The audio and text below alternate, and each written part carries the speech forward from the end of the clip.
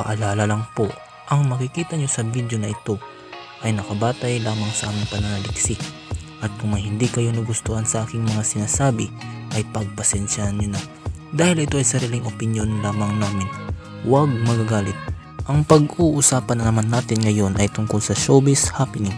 Bago tayo magsimula ay huwag kalimutang mag-like and subscribe and click the notification bell para updated ka sa mga bago kong video na i-upload. Simulan na natin to.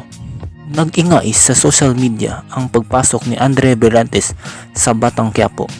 Ito ay matapos i-reveal nitong sa Grand Kapamilya Welcome and new cast member na sina Andrea, Jake Cuenca, Angel Aquino, Juan Rodrigo, Paulo Paraiso, Jillian Vicencio, Shamaine Bincamino, Michael Di Mesa, Albert Martinez, Dante Rivero, Chanda Romero at Celia Rodriguez.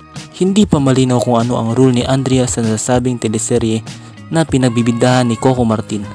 Dahil dito ay nagtrendy ang hashtag na Andrea Berlantes at maraming funny ang na-excite sa bagong project ng kanilang idolo. Narito ang ilang comment ng mga netizen. Hindi na talaga mapaghiwalay si Blythe at Angel Aquino, no? At pati na rin si Chanda Romero and Celia Rodriguez. Yes, finally, rooting for Andrea. Grabe ang casting. Ang puro magaling ang mga bagong kasama. Top 1 the most beautiful face in the world, si Andrea Berlantes na nga. Hindi pa nga nagtitaping si Andrea Berlantes para sa FEG's Batang Quiapo ay aminado na ang aktres na ninenervyos na siya. Talagang kinakabahan po siya. Sabi pa niya, I admit it. Talagang kinakabahan po ako. Yes, about it. More than I eat pa nga eh. Pahayag ng aktres sa panayam ng ABS-CBN. Matatanda ang last week ay inanunsyo na nga kasama si Blythe o Andrea sa mga bagong cast na papasok sa nasabing action series na pinagbibidahan at idinidirehe ni Coco Martin. Sabi pa ni Andrea, at first natuwa ako pero kinabahan din ako. Sabi niya, it is a great opportunity for me as an actress but at the same time, alam ko kasi may sariling flavor si Direk Coco, may sarili siyang templa sa set kung paano ang script saad ng actress. Well, aware naman si Andrea na walang script kung magtrabaho si Coco, kaya mas lalo siyang kinakabahan.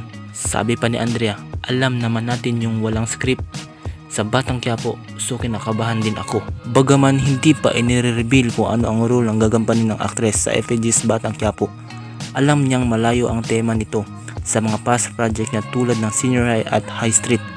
At aniya ready naman daw siya. Sabi niya, I think yes, I am ready for mature roles. Kasi we have this stigma na pag mature roles, super like, daring sexy. It's more of like, I think for me living up. Kasi yung mga kasama ko po talaga, mga bigating veterans, I need to step up my game. At kung ang mga naunang aktres na sina Lovie po at Ivana Alawi ay hindi nagtagal sa serye, ayon kay Andrea ay gagalingan daw niya talaga para magtagal siya sa Batang Quiapo.